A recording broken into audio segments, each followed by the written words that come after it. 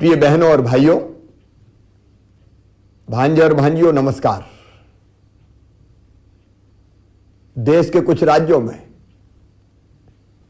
और प्रदेश के कुछ जिलों में एक बार कोरोना का संक्रमण फिर से बढ़ रहा है। बढ़ती हुई सर्दी के साथ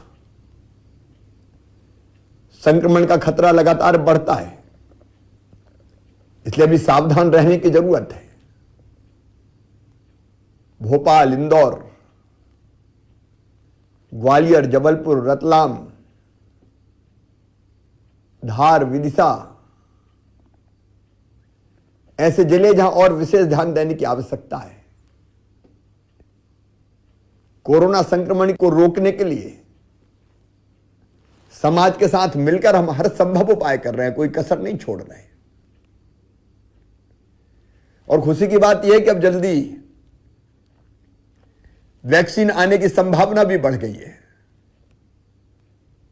लेकिन अभी जब तक दवाई ना आ जाए तब तक ढिलाई नहीं बरतनी, हमारे प्रधानमंत्री जी ने कहा है।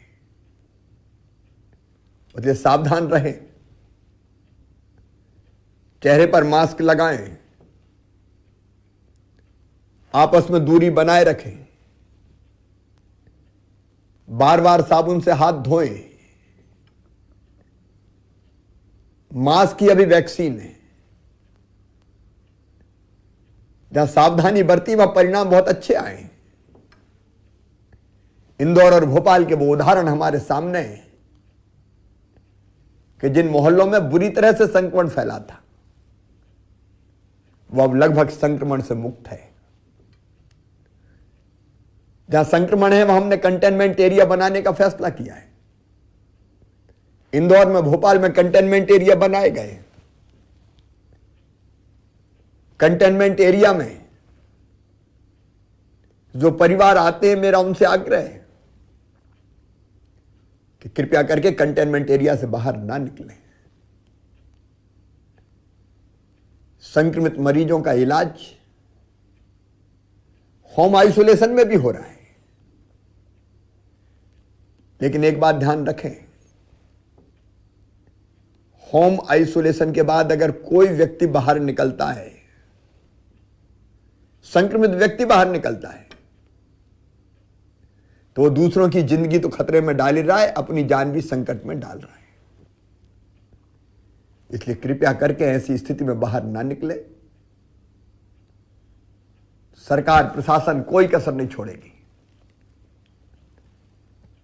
समाज सेवी संगठन लगे हुए हैं, मीडिया के मित्र लगे हुए हैं, अखबार, इलेक्ट्रॉनिक मीडिया जागरूकता अभियान चला रहे हैं, मैं उनको धन्यवाद देता हूं। लेकिन सबसे ज्यादा हमें स्वयं सावधान रहने की आवश्यकता है। मित्रों, हमारे यशस्वी प्रधानमंत्री श्रीमान नरेंद्र मोदी जी ने देश की संसद में 3 कानून बनाए। वो पूरी तरह से किसानों के हित में है। अब किसान को अपनी फसल बेचने की स्वतंत्रता, वो मंडी में बेचे चाहे मंडी के बाहर बेचे, वो व्यापारी को बेचे चाहे फूड प्रोसेसर को बेचे, एक्सपोर्टर को बेचे, अगर उसके घर बैठे उसे अच्छे दाम मिल रहे हैं तो किसी को तकलीफ क्या है, किसान का नुकसान क्या है। एक के बजाय अनेक विकल्प किसान को मिले। अगर कोई कॉन्ट्रैक्ट फार्मिंग करना चाहता है और कोई उसको बोनी के समय ठीक दाम दे रहा है और किसान को लग रहा है कि इस दाम पे जब मेरी फसल आएगी, उपज आएगी, बिकेगी तो मुझे फायदा है, तो किसी को दिक्कत क्या है। और वो भी ऐसे प्रावधानों के बावजूद कि अगर कीमत बहुत ज्यादा बढ़ गई तो किसान उस करार से बाहर भी आ सकता है। अगर कोई व्यापारी अनलिमिटेड किसानों की फसल को खरीदना चाहे, उत्पाद, फल हो, सब्जी हो खरीदना चाहे, तो उस पर लिमिट क्यों होनी चाहिए? अगर स्टॉक पर सीमा नहीं होगी तो खरीदी ज्यादा होगी, दाम ठीक मिलेंगे, इसमें किसी को क्या आपत्ति हो सकती है? और इसलिए मेरी अपील है कि किसान के हित में है ये तीनों कानून। एमएसपी की व्यवस्था लगातार जारी रहेगी, मंडियां समाप्त नहीं हो रही है। इसलिए हम पूरी ताकत से किसानों के हित साधने वाले इन कानूनों के साथ खड़े हैं। मेरे प्रिय किसान बहनों और भाइयों, हमने अनेकों कदम किसान के हित में उठाए। गेहूं की खरीद से लगा के अभी ज्वार बाजरे की खरीद, अब धान की खरीद लगातार जारी रहेगी। जो फसलें खराब हो गई थी उनके लिए आरबीसी 6.4 की राहत और मुआवजा की राशि पूरी किसान के खाते में डाली जाएगी, उसकी हम व्यवस्था कर रहे हैं।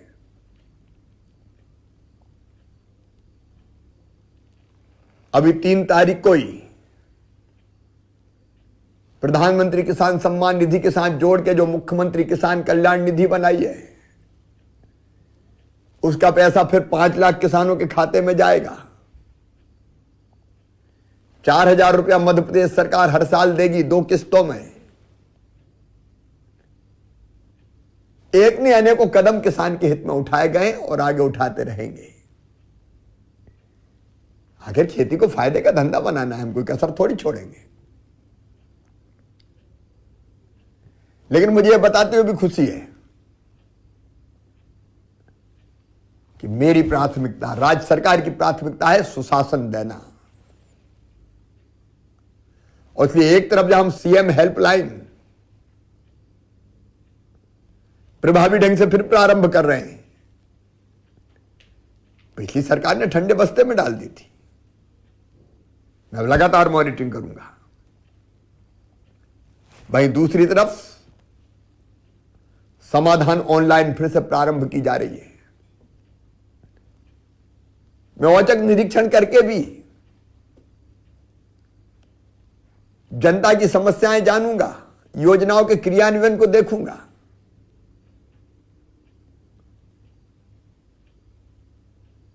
ताकि हम सही समय पर निश्चित समय सीमा में बिना किसी परेशानी के योजनाओं का लाभ दे सकें। लेकिन एक बात और साफ है, आप लगातार समाचार पत्रों के माध्यम से, टेलीविजन के माध्यम से, न्यूज चैनल्स के माध्यम से देख रहे होंगे, सुशासन का मूल मंत्र मेरा सज्जनों के लिए फूल से ज्यादा कोमल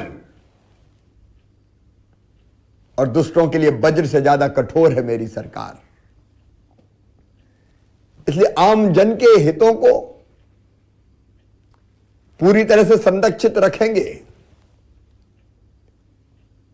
लेकिन माफिया, रसूखदार, सरगना, अड़ीबाज, सट्टेबाज, तस्कर, गुंडे, बदमाश,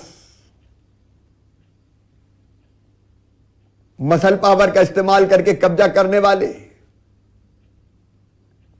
कोई माफिया छोड़े नहीं जाएंगे। लगातार कार्रवाई जारी है। मैंने अधिकारियों को साफ निर्देश दिए, ऐसे लोगों को नेस्त नाबूद कर दो। इंदौर में, भोपाल में, जबलपुर में, मंदसौर, आगर, नीमच, सतना, उज्जैन, सीहोर, चौतरफा कार्रवाई चल रही है। कोई बेईमान, कोई माफिया छोड़ा नहीं जाएगा। आखिर ये जनता के हकों पर डाका डालते हैं। कानून और व्यवस्था से खिलवाड़ करते हैं, हम इन्हें नहीं छोड़ेंगे।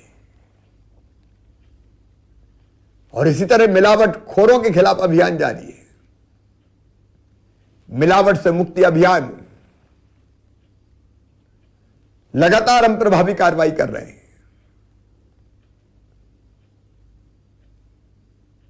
मिलावटी खाद्य पदार्थ बेचने वाले लोगों की जिंदगी से खिलवाड़ करते हैं। ये माफ करने के लायक नहीं है। मेरा संकल्प है इनको नेस्त नाबूद करने का। यह अभियान लगातार जारी रहेगा। एक और कानून हम बना रहे हैं, उसकी तैयारी लगभग हो गई है। भोली भाली बेटियों को बहका के, फुसला के, डरा के, धमका के उनके साथ शादी कर ली जाती है और बाद में धर्मांतरण का कुचक्र चलता है। वस्तुतः ऐसी बेटियों की जिंदगी नरक बना दी जाती है। हम अपनी बेटियों को ऐसे नरक में नहीं जाने देंगे। प्रेम के नाम पर आड़ में ये करतूतें किसी कीमत पर नहीं चलेगी। ऐसे लोगों को सख्त से सख्त सजा दी जाएगी।